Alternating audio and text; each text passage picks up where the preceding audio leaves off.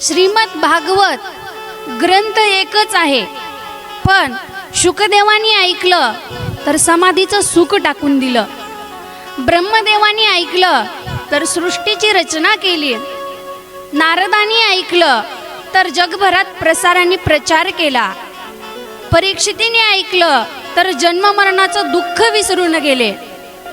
म्हणजे भागवत एकच आहे, ग्रंथ एकच आहे, पण ज्याला ज्याला जे जे पाहिजे ते ते देण्याचं सामर्थ्य, ते ते देण्याची क्षमता ज्या ग्रंथामध्ये आहे त्याला श्रीमद भागवत असे म्हणतात.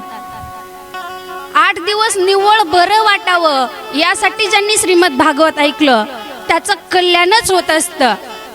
कुणाला वाटत असेल की माझ्या जीवनामध्ये मी कसा वागलो पाहिजे, माझ्या जीवनामध्ये कसे निर्णय मी घेतले पाहिजे, त्याला ही हरिकथा निर्णय आणि निर्णयच देत असते.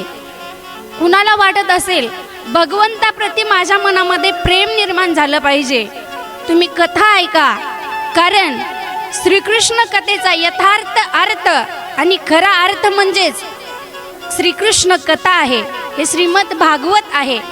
आणि तुम्ही भागवत ऐकल्याच्या नंतर त्या कृष्णाला बरं वाटावं याच्यासाठी हे श्रीमद भागवत आहे. गोपाल श्रीकृष्ण भगवान की जय.